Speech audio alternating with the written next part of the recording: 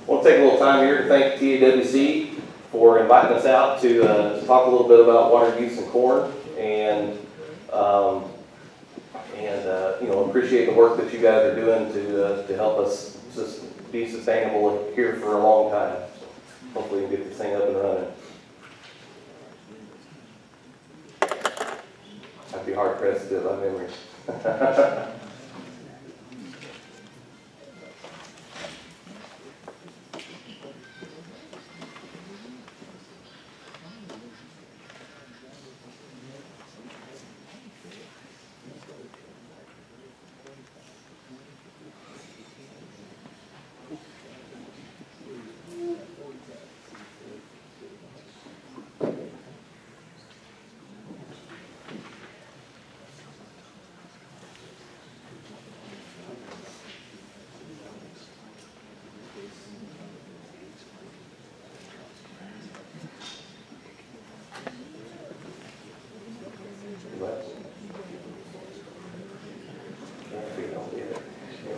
All right, there we go. So we'll dig into corn water use, some considerations, maybe more than anything, just stir some thought and how we can how we go about managing a corn crop, not only as a single crop in a system, but as it relates to everything else that we're trying to do out here. So we all understand our situation with the aquifer, and we're not making any more water in this area. And but irrigated agriculture does take up a pretty good portion of what products are produced for the U.S. Most of our irrigation's out here on the western side of the U.S. and but pretty much everywhere out here we're dealing with those declining surface waters as well as groundwaters. And so today I just wanted to kind of stir some thought about how we go about managing some of these things. Not only from a product perspective, but just agronomic practices, cultural practices, and things like that, to start putting that into a systems approach and helping us withstand some of the pressures that we've had over the last couple of years. So just thinking through where our heads should be as we're starting to deal with not enough water and how it relates to a corn crop. Number one is how does that crop respond to the water? So understanding those critical crop stages that we need to make sure that we've got resources available. Is there some timing things that we can play with, population, fertility, those kind of things. We need to think about our irrigation systems. Number one is how efficient are they, and do we have ability to go out there and improve that efficiencies? Or do we make some adjustments with how we're applying those things? Whether we're spraying or bubble. We're slow passes, fast passes, using this ET scheduling approach, which corn responds very well to that, just like it does in some of the other crops. And then finally, what kind of agronomic practices can we look at to enhance this, these corn crops as we're dealing with declining water? Understanding your soil types, what kind of tillage practices that you're using, what kind of residue management that you're doing, or you're not doing any. And then back again to that planting, population, crop rotation, and really a fertility management of that. So we'll kind of start this thing out from the beginning and talk about crop residue. And in some of my travels here recently, where I'm covering into some areas further north of here, they've really taken this residue management piece and used it to their benefit. And I feel like that same practice can be used down here. And really it all boils down to reducing that evaporation load, holding more moisture in the soil. And really I learned a lot of this stuff just on my own experience trying to grow some grass in my yard 15 or 20 years ago whenever I moved to Lubbock. And had a bunch of bare spots out there in my yard, and I kept going out there throwing seed at it, and I could never get it to grow. I mean, I threw a lot of water, a lot of fertilizer at it, and then I finally slung some grass clippings on top of that one day. Slung a little water.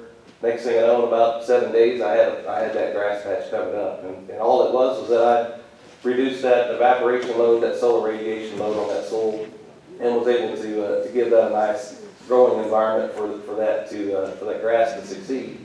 And really, it's no different than in our cropping systems out here.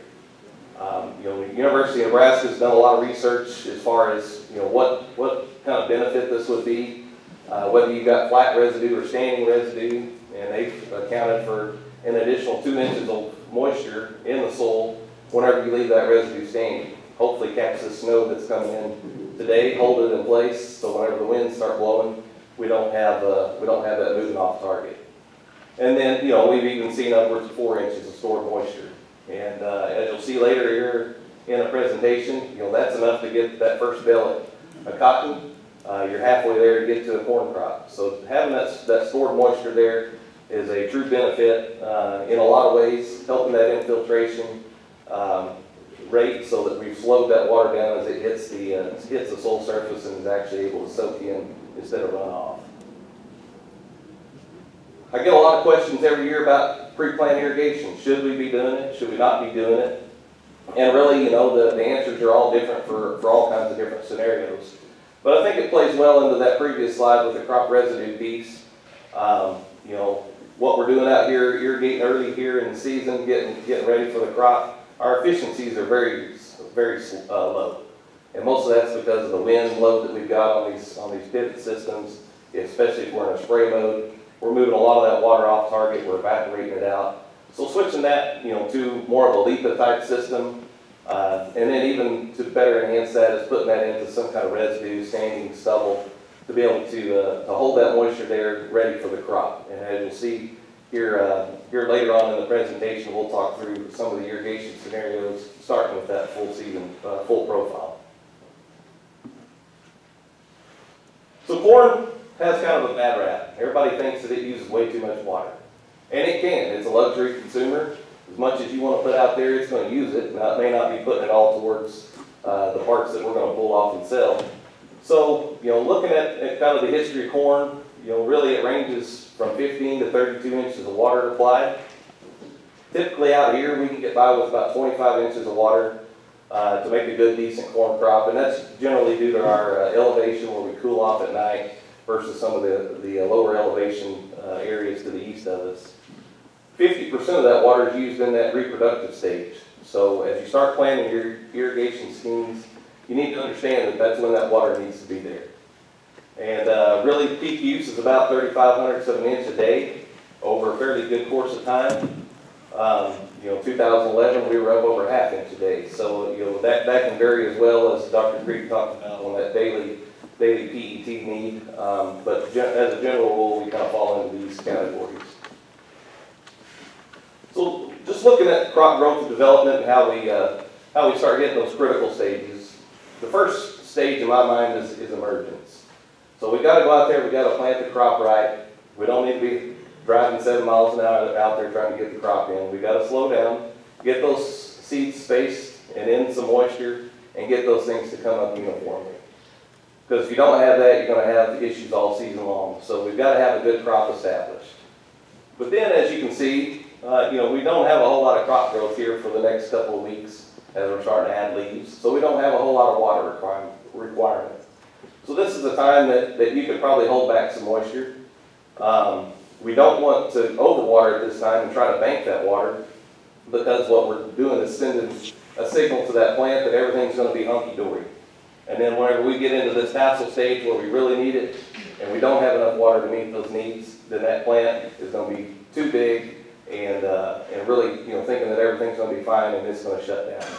So we want to train that plant early on. And so I would suggest here for the next 21 days or so, we should be able to get by with a fair amount of water stress to drive some of those roots down into that soil to be able to tap into that reserve later on.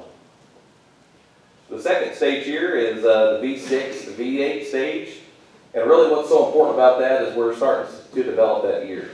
We're setting the number of rows around, we're setting the length of those ears, and also setting ourselves up for this rapid growth phase that's going to happen from that point all the way until it tassels. So we want to make sure that we've got some water either stored up in the soil or starting to be applied at that stage, and then continue on through the tassel stage.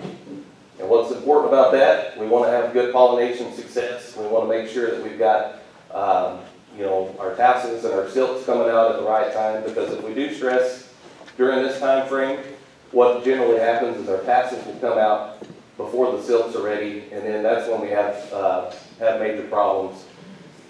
It's not so much a pollen issue, because most of our pollen drops in the morning whenever we're still in a still fairly cool state. It won't devitalize until above 104 degrees. So most of the time it's just that desynchronization between the tassel and the silk. And then the fourth time frame over here is the R1 to R2 stage. And basically what's happened here is we've already set and pollinated and fertilized those kernels. But now we're trying to determine how many of those can we sustain on that year. And so if we stress it during this time frame, this is where you see that kernel tip abortion, where those kernels get smaller and actually completely abort out, and we're losing yield. So typically, as a standard rule of thumb, here on the early side of things, between V8 and tassel, every day that we stress that, we have the potential to lose 6 bushels a day. Whereas on the back side of things in grain fill, we've reduced that by half to 3 bushels a day. So there's 2 time frames that you would be able to minimize your losses whenever you're dealing with deficit irrigation. And that'd be on the very front side and on the very back side. So looking at this as a relation to PDT and timing up those stages against dates, you can see here where, you know, really our critical window is between that V12 stage. So, you know, you're going to have corn probably shoulder high all the way till a blister kernel. And that's where we're using the most moisture per day. But once again, we can start managing some of that irrigation on the front side or the back side if we're dealing in a deficit situation. Dr. Creek did a good job of talking about crop evapotranspiration. And so we'll just revisit that here for a second, but it's just that incredible load on that plant and surfaces caused by high solar radiation, high heat, low humidity, and wind, which we have plenty of all of those most of the time. And the only way that we can really reduce that on the crop demands is those cloudy, cool, and calm days, which we did have a few of those this year, just not as many as we would like. So just thinking about that as we start going into the rest of this presentation. Something else that I pulled out is over the last 100-something years, I was looking at the Fulton weather data for Hale County for some presentations here earlier in the year, and just wanted to kind of get an idea. You know, we always talk about average rainfall around here, and you know, roughly we're in that 18 to 19 inch range for this area, but that doesn't really tell us a lot. You know, average is the sum of hot and cold, and then divide that in half and you get an average. So what I wanted to look at is when that rainfall falls during the season, and how we think about utilizing that as our irrigation strategies, as our planting strategies going forward. And as you can see, most of our rainfall falls here during the season from May to September, and we don't get a whole lot of rain from October to April. And here recently it's been even less than what the averages suggest, and probably why we don't make a very good wheat crop anymore. But thinking through, you know, if we live off the law of averages, you know, we know that we're going to get somewhere in that range of 8 to 12 inches, hopefully, for the season, and then that should enhance, you know, how we go about our irrigation strategy, and especially using our ET network. The other thing I pulled out is how many of those rainfall events were actually effective. And so from 1908 to 2012, we had over 6,000 rain events, but 70% of them were less than a half of an inch. So what are we doing to capture that rainfall? You know, really an effective rainfall, in my opinion, is probably anything over a half of an inch. You know, but if we're incorporating some no-till strategies, some residue management out there, I think that we can start capturing some of these things that we may not have in the past. And for every couple of tenths of an inch, we're just adding that much more yield to the bottom line. So this is just some of my Texas Tech math, throwing some things together about, you know, what kind of return on investment are we getting with that additional water that we're adding to the crops. And so looking at corn here in the middle, you know, roughly roughly it's going to take about 10 to 12 inches of moisture to get to your first bushel. And so that can come from rainfall, that can come from stored soil moisture, and that can come from irrigation, and all three of those things combined. But once we get to that mark, we see a pretty good increase on every inch that we add after that. And it ranges from 8 to 15 bushels per inch, and I threw in an average there of about 12, and it kind of differs on the year. Some of our drought research, is suggesting somewhere in that 10 to 12 range. And then plotted that against the projected insurance price for that crop for this year, and came up with these numbers. So as you can see, corn does give a pretty good return on investment for that additional irrigation that you're putting on there, and really aligns with most of the crops that we are growing around here, such as cotton, grain, sorghum. So the next thing that we can do to affect our corn water use is planting date. And this is some pretty interesting data that I pulled off of TAWC website, put in a couple of locations in Hale County, and just looked at different planting dates. And so what I did here is took April 15th planted corn at 100% ET replacement. We've got the standard curve. We're hitting our peak water use there around that tassel stage, and a total ET of 34.5 inches. It's pretty incredible. And this is from 2013. I would say a fairly average year for the last couple of years. Wasn't too hot, wasn't too cold, and had a little bit of rainfall in there, but pretty impressive. As we move up a month into May, we have the same general curve, although there are some differences with how that crop water use is spread out. Namely, here on the front side, our soil temperatures and our air temperatures have warmed up, so we're hitting those crop growth stages a little quicker instead of it sitting there and just waiting around for the heat to get where it needs to be. And we've also stretched out some heat throughout the season. And as far as you're looking at relative maturities of a corn crop, they're based off of a May planting date. If we move it earlier, those relative maturities could be longer because that early season cool weather that we experience prolongs the length of those growth stages. But as you can see, we dropped about 3 inches of ET by just moving that planting date just a little bit later.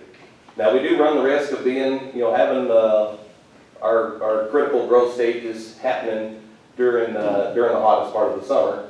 So, this is something that we want to talk about and visit. What kind of maturities do we have? What kind of water do you have? How many acres are you going to be irrigating at once? And what other crops are you sharing with? To be able to make some determination. But as we go longer in the season, we do say water use. And then we go into June. And really, once we get past about the June 10th time frame, we start, really needing to shorten up maturity. But at this point in time, with this geography, we can still get along with some of the fuller season maturities that we're used to. And still at that 100% ET rate, we've saved another 3 inches of water. So just thinking about how you go about making your decisions, we can adjust that by planting date. The other thing that guys have had a lot of success doing up here in this area for quite a few years now is looking at a split planting scenario. So, planting a corn crop early and planting a sorghum crop late, or sharing it with cotton, or planting an early crop of corn and a late crop of corn. Just these things to kind of spread that water out, or maybe you've got 60 acres where you can put that 4 or 5 gallons of water to that crop first, and then move that water to that secondary crop later as that water use curve drops down. So I've charted a couple of these as well. But it's still important to understand how much water you're going to have available to you during those critical time periods. We talked about that corn crop needing 3/500ths of an inch a day. If that's the case, we need 7 gallons a minute out there. But as I said, you'll see here in a minute, but corn responds to the ET scheduling, where we can pull that back to that 70 to 75% ET range, which would drop us back down here in that 5 gallon a minute range, where we're trying to maybe concentrate half the pivot with all the water for at least a short period of time. So these are some scenarios that I pulled together, looking at a early corn planting and a fairly late cotton planting. And I know that doesn't work across the entire area, but there's some thoughts that I had here shorten enough the maturity on the cotton side, maybe reducing your ET to 30% or something like that, but managing that crop for a modest yield instead of trying to blow it out of the top and pushing that water to the corn on the early side. And as you can see, with this many days split here, looking at those critical growth stages, you know, if we were at 75% ET on our corn, we'd need to hit that peak demand at 2800s. Whereas if we were 60% ET on our cotton, we'd be at about 1500s a day during those critical time frames. And by splitting it out this far, you know, we're hitting our corn critical growth stages earlier, and then our water use drops off considerably as our cotton would start needing some of that moisture. And I think that this is just something that kind of thought-provoking, maybe seeing how you can split your water around and build it into a systems approach. Another scenario would be to plant your cotton first and go for the gusto with it, and come in later and plant a corn crop. Probably look at planting some shorter season corns here. But the only problem I have with that is that our critical times for water overlap each other. So you need to make some major adjustments, especially on that late planted corn crop, reduce the population, plant an earlier season hybrid, but you know, and then hope you can pray for a lot of rain, I guess. But you know, this is a scenario that I'm not a big fan of, just because it raises that risk factor quite a bit. As we look at splitting corn and grain sorghum together, this actually works very well, because we can put that 5 gallons a minute to that corn and really go for the goal trying to make that crop. With the characteristics of the sorghum crop, we're able to it's able to wait a little bit longer for water. We probably don't have near as high of a yield goal for that, and maybe we're just going for ground cover out there, and then a little bit of icing on the cake if we're able to cut something. So you know, it allows you the opportunity to make some adjustments on that secondary crop as it's planted later. Maybe we get a little bit of rain and you're able to push those things. Maybe it turns off hot and dry and you're able to cut those things back or turn it into a dryland situation. But all these scenarios guys are utilizing this and making this work. I'm a big fan of it, but you know, it takes a little more management, it takes a little more thought process, and it takes some discipline to not pour too much into that second planted crop. The last scenario here that I've got is an early corn, late corn.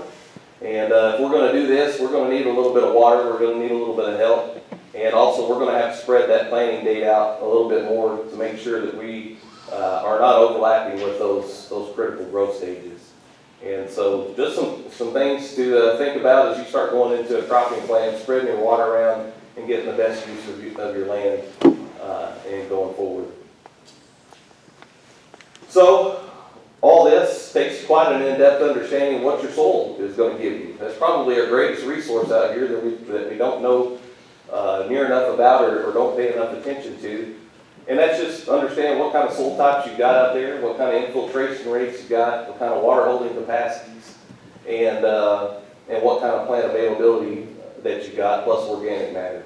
And all these things play into making that plan, making that strategy to go forward, determining how we want to go about planting a corn crop and how it's going to be a companion to the other things that are in your cropping system. And so you've seen some of this, and I highlighted the plant available water, which is something that we always talk about, water holding capacity, which that's great, fine and dandy. But as you can see, as our soil types get finer, that water's held a lot tighter and doesn't let loose of it. And so for every foot of soil in the sand, we've got about a 1/2 inch available. In a loam, we've got about 1 inch, and basically a clay loam's right in there. So thinking about whenever you go out there, you shove a rod in the ground, you've got 4 feet of profile, what is that really telling you that you've got in the bank ready for that crop to make success? And then I pulled it out for the basic soil types that we've got in this geography right here. Really lines up with that, so I'll go ahead and skip over that. The other thing to think about in a corn crop is where is that water being pulled out in the root zone? And so we've done a lot of research on that, looking at roots and where most of that water is being pulled. And 70% of your water is pulled out of the top 50% of that rooting tip. So if you got a 4-foot deep soil out here with a restrictive layer under that, your top 2 feet is where most of that water's coming from. But there's still a significant portion down here in the 3rd and 4th foot that we want to be able to go after, be able to use that later in the season, especially whenever we're starting to really pull down hard during those critical time periods, or if we're in that split planting scenario and we've moved that water over to another crop for a few days, to be able to tap into that bottom piece. But really where this plays in is how we start terminating irrigation. And thinking about as we start getting into that dry down period, what does that need to look like? We really need to be focusing on those top 2 feet to go ahead and finish that thing out, which may require some lighter irrigations at a different frequency than maybe we were doing earlier in the season. Next thing we'll talk about is some irrigation scenarios. And this is some work that we've done here at Plainview for the last 3 years. And we've got a station up there that we're doing a lot of drought breeding work. And so what we've got is a drip field on 30-inch spacings. And we've got all kinds of different scenarios. So we're looking at this from an ET scheduling approach. So as you can see here, from 100% down to 45% ET replacement. We're looking at this from different planting populations, as you can see at the bottom. And then we're looking at a multitude of hybrids and how those things respond. So we've got early season hybrids, we've got full season hybrids, we've got, competitive checks, we've got our own checks. And then we've got some, just some traditional hybrids out there that we understand their susceptibility to water loss. So this is some data from there. And as you can see, with 100% ET, roughly that would equate to 6 gallons a minute, 25% ET. I don't know what happened to or 25 inches of water for that plant. 80%, I think, is, my notes here. 80% was 4.8 gallons a minute at 20 inches applied. 60% is 3.6 gallons at 15 inches applied. 3.3 gallons a minute at the 55% level at 13.75 inches applied. And then the 45% ET is 2.7 gallons a minute and 11.25 inches. So looking at how what we've got up here, we were shooting for 200 bushel corn with our 100% ET. That's what we fertilized for. That's what, planting rates and all that. And we were able to achieve that. As you can see, with the 100% ET replacement, we were able to go out there and really push those populations up in the mid 30,000s and really not see any drop off. But as we shave off, a couple of inches of water applied, we're still at that point with 36,000 plants. We weren't pushing those corn plants over the edge. They still look nice and healthy. They were big and green and robust. And actually, our water use efficiency for inches applied per bushel that was the highest treatment.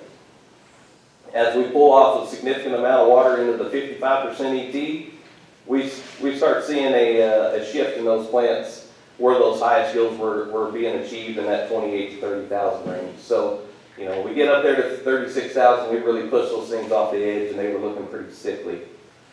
And then as we get down in these low water environments, 2.5 gallons a minute, we really need to be in that 22,000 range. And this is all 30-inch rows, so if you're on wider rows, we would want to back those populations off a couple thousand. But really some interesting work that's been done over the course of the last couple of years. And this was all hybrids combined, early, late, and the checks. Not only were we looking at an ET replacement scheme, but we also looked at some timing studies. And so we compared that with our 55% ET, which was roughly that 13 inches of water applied, or 3-something gallons a minute. And then we looked at pulling off water late in the season, so a grain fill stress. So we watered that corn, basically, I think we took about 15 inches and we shoved it in there from emergence till it reached blister stage, and then we didn't water it anymore. Now, it did get a few little rainfalls here and there, but as you can see, it tracks pretty well with that 55% ET, although I think our water use efficiency was better with that chronic stress than pulling it off at the backside.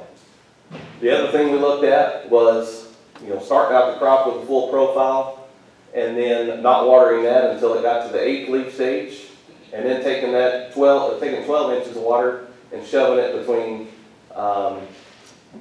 V8 and the blister stage, and then not watering it again. Not really an ideal situation, but thinking, if I only had 10 to 12 inches of water, when's the best time to put that on? And so you can see the results there. And then the last one was a flowering stress. So we watered that corn up, we got it up nice, and it thought everything was fine and dandy. And then we kind of simulated losing a well. We pulled the water off at V8. We didn't water it until blister stage. And basically the only watering we did after that was just enough to keep it alive so we could get a combine through it. And definitely not a scenario that I would want you guys to be looking at, but we wanted to see how those hybrids are going to perform if some unfortunate event like that happened, and we were able to really knock the yields down like that. But there were some shining moments with some particular hybrids in that set. So splitting it out, looking at early season Aquamax, which is our drought tolerant corn, versus fuller season Aquamax corn, and then versus some traditional hybrids. And so getting an idea there, it'd be like 100 to 108 day relative maturity corns for the early. For the full season, it was 110 to 115. And then the traditional hybrid was 115 day 33D49, if you're familiar with that. And so these are some of the results. And as you can see here, with the 100% ET replacement, that was 25 inches of water or 6 gallons a minute. Really, everything performed fairly well. As you would expect, the fuller season hybrids outran the short season hybrids. But we were seeing a crossover point with those drought tolerant hybrids and being able to go up and grab those top end yields with those higher populations, which is what we'd be shooting for in this scenario if we had that much water. As we pull that water back, we've got a fairly similar curve. We've knocked the yields back a little bit, but our water use efficiency's bumped up. And we've also, that crossover point from those older hybrids that we've got out there versus some of these newer hybrids that have the drought tolerance technology, that crossover point's more about 20,000 whenever we start seeing that separation. And still, under these kind of watering schemes, we'd probably want to focus more on those fuller season type products, because we've got enough water to carry us throughout all those critical growth periods. As we shave off some more water, we're in that 13 to 10 inch range, in that low 3 to 2.5 gallons a minute. This is where we start seeing maybe an opportunity for those short season products to prevail. And really what we look at here is that they're able to hit their critical growth stages a little bit earlier and really be done and through that grain filling process before we get a whole lot of stress on it where that fuller season product's been able to do it. As you can see here with the 55% ET, we've moved that crossover point even lower, about 16,000. But we're also starting to see all these hybrids start falling off at the higher populations. And really we want to be in that 25 to 30,000 range for any of those. As we pull it down to 11 inches of water, 2.5 gallon a minute circle, we really crashed the traditional hybrid right off the bat because there's just not enough to go out there and get it with the enhancements that we've made with drought tolerance. But also our early season products are tracking with those fuller season products. And really, in my opinion, whenever you're down to that level of water, we probably should be looking at some of those shorter season things to be able to hit those critical growth stages just a little bit differently. Plus, we can manage through these things from a planting date perspective to be able to look at historical weather data and figure out, okay, we want to avoid that last week of June for tasseling because 9 out of 10 years that is the hottest week of the month or of the year. So just some thoughts there. A couple other things here I won't spend a lot of time on, but this was the 55% ET versus the grain fill stress. Both of them are very similar. Still in this scenario, depending on what kind of how conservative you want to be, that would determine which hybrids we want to do, and then keep those at a modest population. But we're still seeing a nice response to those things above 30,000, which kind of goes against common thoughts that maybe we should be knocking these populations back significantly, but the data suggests otherwise. And this is the early late stress and flowering stress. Hopefully you guys wouldn't be irrigating like that. But in these scenarios, this is where I'd probably look at a shorter season hybrid to be able to hit those periods and minimize some of that risk, unless you know that it's going to sit there and start raining in August and finish this crop out. So we'll change gears a little bit and talk about nitrogen use efficiency. And so we've done a lot of research over the years in looking at how nitrogen is taken up in a corn plant. And in some parts of the world, nitrogen is their biggest limiting factor. Down here, it's probably our second most limiting factor. But we noticed a shift quite a few years ago with how these plants were using nitrogen differently than they used to in the past. And so we did a study looking at some older hybrids that were developed back in the 70s, which is when those nitrogen use uptake use curves were developed out of Iowa State. And then looking at products that were developed in the 2000s. And so we had these number of observations, and we took samples at R1, so at blister stage, to see what level of nitrogen was in the plant. And then we took them at physiological maturity, and noticed a 40% increase in post-tassel nitrogen requirement. And so what this is saying is that we're not needing more nitrogen for these newer hybrids, but we're using them a little bit differently. And so we'll look at that here in a sec. So there's a lot of factors that affect nitrogen. And it starts with when you apply it and how you apply it. You know, are we putting it on in the fall? Are we putting it on right before planting? Are we putting it on in season? And depending on the timing, we deal with a lot of different things, from too much rain, too much sun, too much wind, hot temperatures, cold temperatures, you know, a lot of things that's going to affect that nitrogen availability to the crop later on. The other thing we got to look at is those critical time stages that we're looking at with the corn crop. And just like with water use, it follows a similar curve. Here early in the season, we don't have a big plant to feed, so we don't have a big requirement for it. But as we start getting into that V6 to V8 stage, that curve starts ticking up pretty quick. And we want to make sure that we've got nitrogen available to build that plant structure that we're going to need to finish the year out. We also, you know, there's some studies that suggest we're using 11 pounds of nitrogen a day from the time it hits V8 to the time it hits tassel. Pretty incredible amount of nitrogen required. And so, you know, how do we look at that? How do we change our practices to be able to match up with those critical time stages? And then with this, you know, newer information that we're looking at, you know, what is that use looking like after it tassels, and what kind of needs do we have there? So this is some work that Paul Whalen's done out of Flag with Will Rellis, and he's been studying the newer nitrogen uptake curves for corn, and really has noticed that shift, that we are needing more nitrogen after tassel than we ever did before. And, but not necessarily increasing the need for the plant, other than matching up with our plant populations and our yield goals. But what he's found is that at tassel, we've got 65% of our nitrogen taken up at that point in time. So that allows us 35% more to carry us on out to harvest. Some of the things that we think about here is, you know, when would we apply that? And how would we apply that to be able to increase that nitrogen use efficiency and be able to take us where?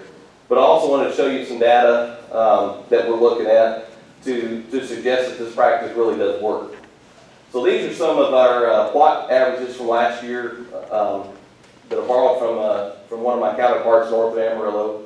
And he's very good at tracking, you know, what goes on in these plots. So he takes a look at, of course, the yield, but, you know, the planting date, gallons per minute, what kind of tillage they're using, are they using starter, are they putting out miticides before tassel, and are they putting out post-tassel nitrogen. And the interesting thing here was that 8 out of 10 of the highest yielding plots up there were planted in May. So, you know, there's that timing issue that we talked about earlier. They all got pretty good water. to go out there and make those kind of yields, obviously. And not all these are on full pivot systems. Probably most of them in this geography are starting to look at those half pivot split scenarios that we talked about earlier. They've all incorporated some sort of conservation tillage program. Strip till was most of them, with no till being another one. All but one of them used a starter. All but one of them put miticides out before attaching to go ahead and knock those spider mites down before they became an issue. And then all but one used a post-tassel nitrogen treatment. And most of those guys were in that 30 to 60 units put on after tassels. And we were seeing roughly about a 30 bushel increase in that practice. So thinking about how we put nitrogen out in the past and how maybe we can do it a little bit differently to improve that nitrogen use efficiency. You know, as a standard rule, we're at 1.3 units per bushel. If you go out there and sling all of it out in the fall, urea, you know, and you don't do anything else. And what's happening there is we're losing some of that to denitrification sitting on top of the soil. We're losing that to leaching, and also we're probably using it up a little more inefficiently because we've set it up for some of those early growth stages where we don't have it available for those last ones. As we move up the ladder, we can improve that nitrogen use efficiency of how many units we put out per bushel by splitting those applications out. So we can get a fair amount of efficiency gains just by splitting some out, you know, putting out your nitrogen early and then coming in and abandoning some of that, or broadcasting your P and K. We can improve that a little bit more by including some fertigation treatments and timing that up with when that plant needs it. And then as we get up here to the top of the ladder, cream of the crop is, you know, incorporating some sort of pre-plant band, especially of your phosphorus and potassium, maybe a little bit of zinc in there, utilizing a starter.